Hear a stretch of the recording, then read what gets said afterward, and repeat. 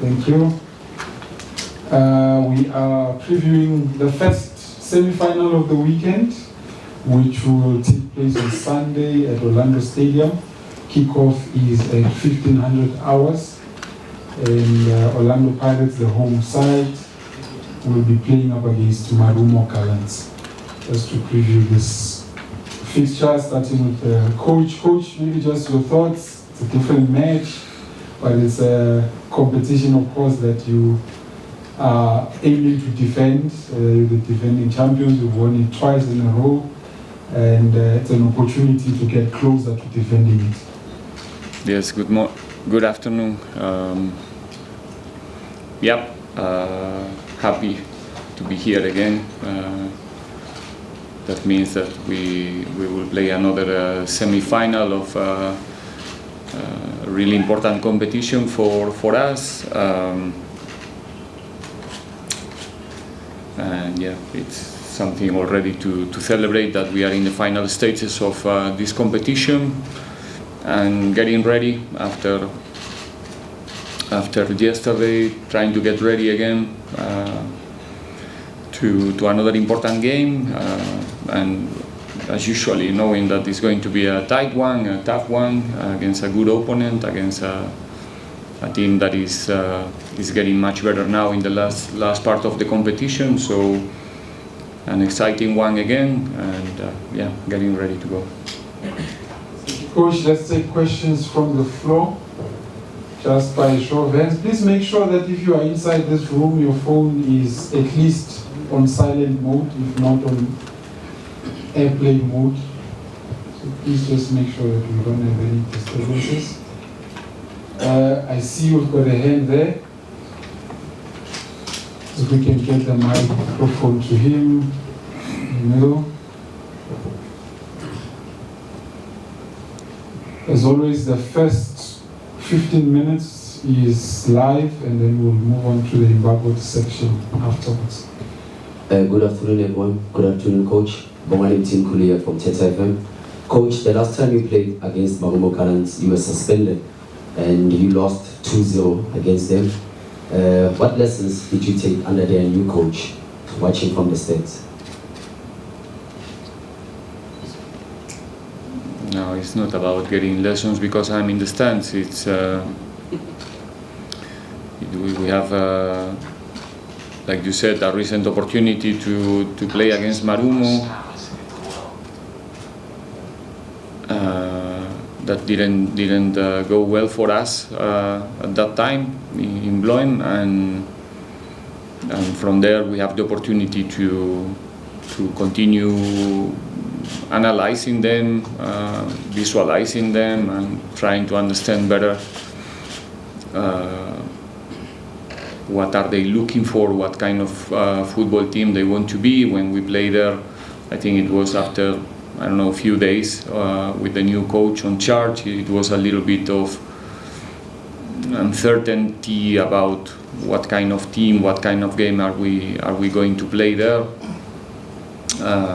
So the possibility to learn, to know, and to understand our opponents is something that is presented to us every week, not only in the games that we are playing against them. So we know them very well as I'm sure that they know us as good as we know them. So nowadays in football, there's no secrets about what the teams are capable to do. It's about the way you want to approach the game on the day. And we need to be ready for, as usually, for many different scenarios. Thank you, Coach. Let's move on. I'm not sure where the mic is. You can get it down here to Maskepe.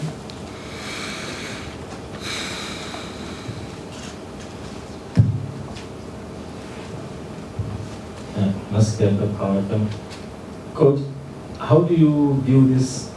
I think maybe the last 2, if not 3 months, where Orlando Pirates have just been playing games of consequence. I mean, the league with Sundowns, what they're doing, and you're always chasing, you can't afford to sleep. And then now you've had big games against MC Alger. You've got one now, a semi-final, and then you've got another semi-final. I mean, from a personal perspective, as well as maybe for the club, because you can't afford to sleep in all of them. How do you approach this games of consequence, and is this how you would prepare your to be coaching this way, because you always have to get things right? Do you asking me personally or the team? No, I'm saying from a personal perspective. Personally, Yes, me. Yes. Well, obviously,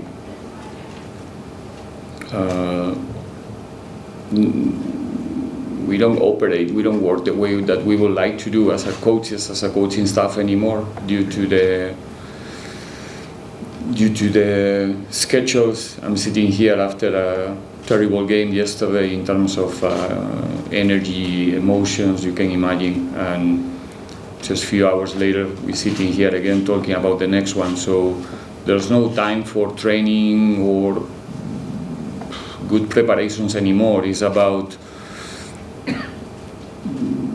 just make sure that the players are ready to go again, and us also, we need a certain time to recover from the games emotionally, cognitive, in order to again sit down, analyze, decide the way we want to face this new challenge. We try to take care of ourselves as good as we can, even though we as a coaches, we are not running 12 kilometers there on the field every game.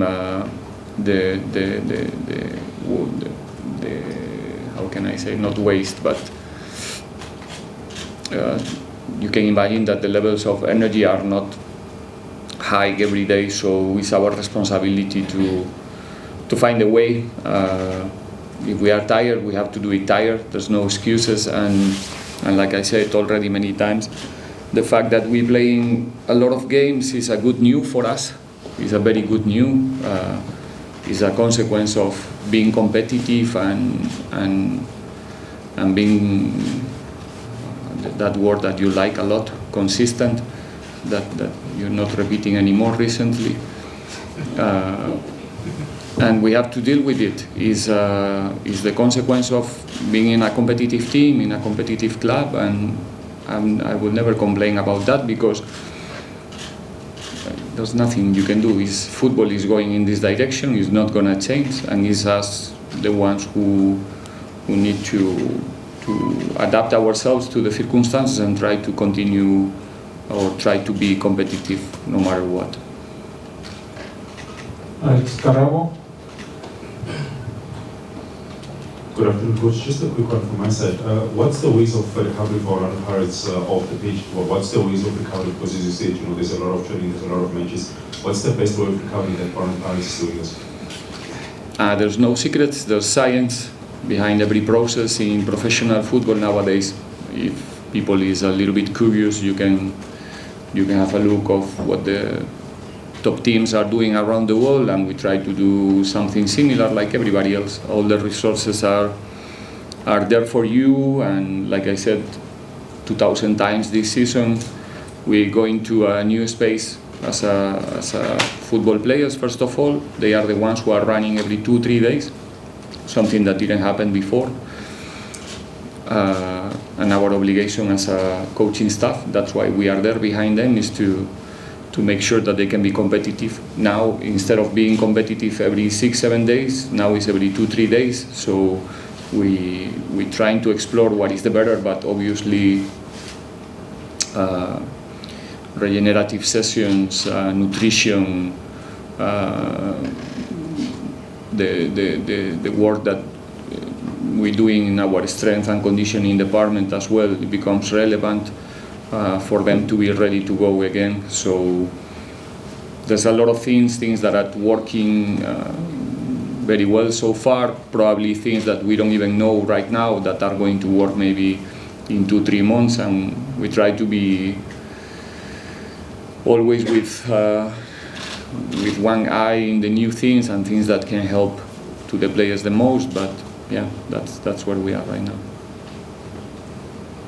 Science.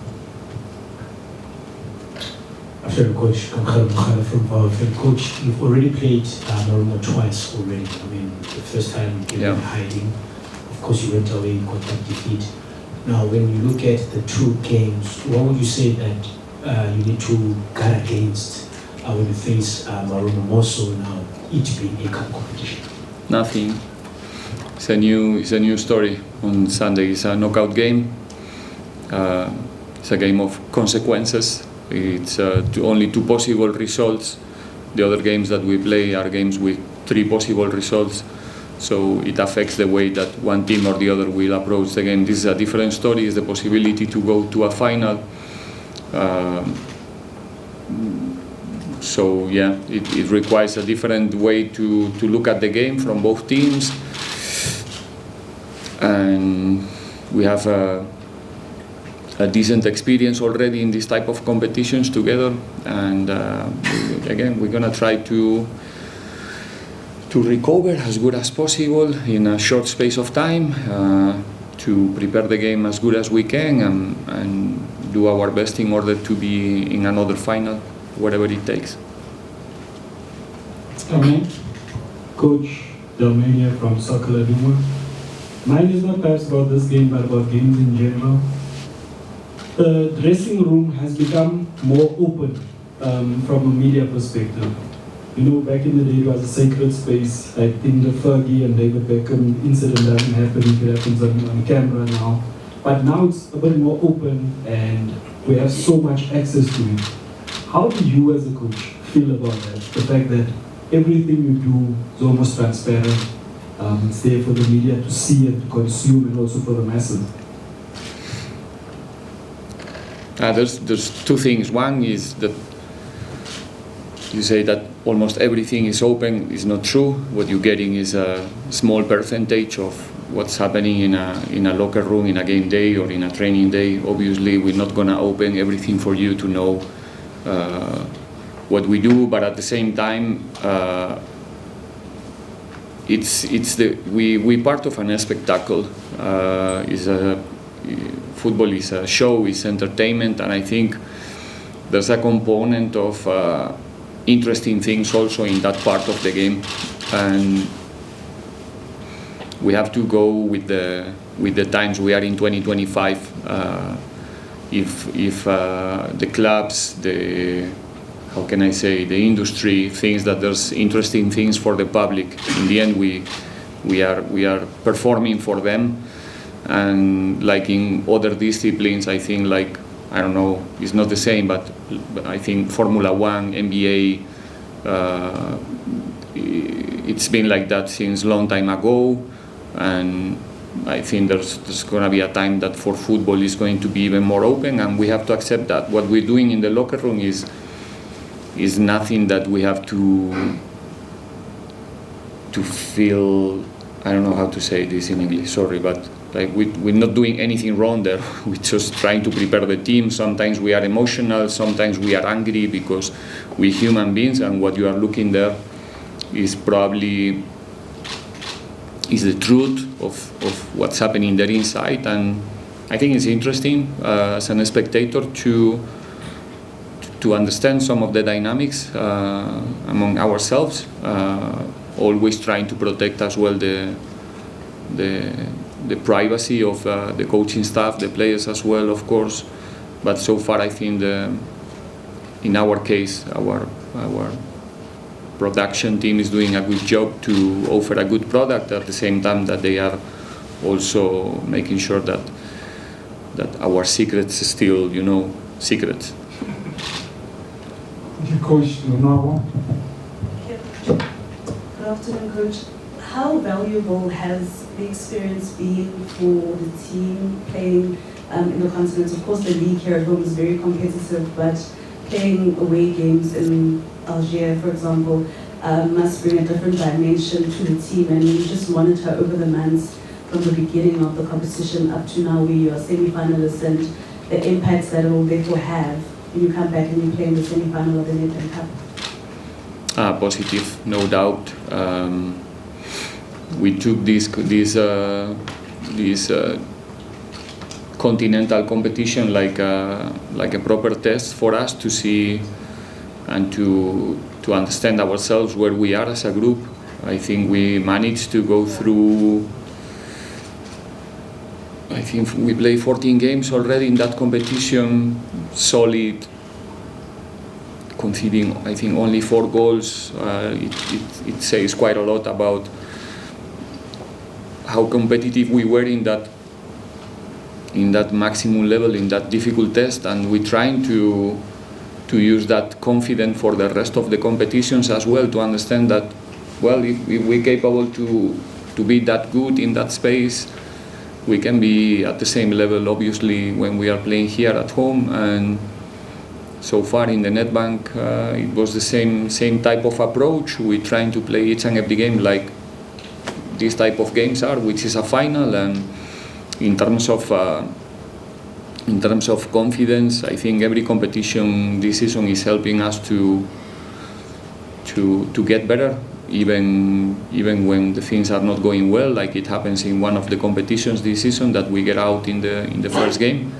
Also, that game helped us to understand that this is it in the knockout games. You know, if you are not good enough on the day, the competition is over for you. So it's a learning process, permanent. And even going back to your college question about the recovery, there's nothing like win in our business, and winning is also really helpful to get fresh as soon as possible, and we're trying to get the energy from every result. Okay, we'll move on to the embargoed section, if we do have any questions. Yes, no, I'm gonna give you a chance, you'll be the last one. So Sunday papers, I'll give you 5 minutes. So that one will be embargoed for Sunday. The next one is embargoed till 8 p.m. tonight. So any question that falls in that category, you can raise your hand. Going once, twice. I'm looking for a new hand. Okay, Kanye Sode, I've noted you must get. Coach, good afternoon. It's Kanye Sode from News 24 Sport. Just talk us through how you are balancing a league chase, Nedbank Cup chase, and the CAF Champions League is effectively the treble in what is being termed the last dance. Just talk us through how you're managing that from a squad perspective, how you're managing that from an emotional and psychological perspective.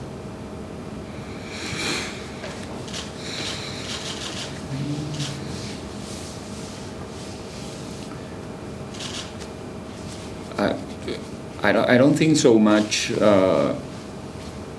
about which competition are we playing for, because the outcome must be the same all the time. We approach the games, we're not like somebody said before, when we are in the league, we are not playing in a competition, in a league where you can say, if you want to be the champion, yeah? If you are fine in other positions, then it's fine. But if you're really trying to fight for the top position, we are not competing in a league where you can say, no, 1 point here is fine, or we know that we cannot afford to lose any game if we want to really compete with the current champion. In the knockout games, it's the same story. You win or you go home. So that's for me the most important. We're trying to approach each and every game with the intention to win. Even yesterday, although we have a little bit of advantage coming from the second game, our intention was to win the match. We don't change our mentality, and whatever is coming, we try to face the game with the same intention, and that's the way, I don't know how to say, the way we handle it. We don't have any other option, right? We cannot just stop. We have to go again and again, and the moment that you shine in a club like Pirates and you decide early in the season that you want to fight for every competition, then you have to be consequent with that, and just, we don't complain. You didn't sleep last night?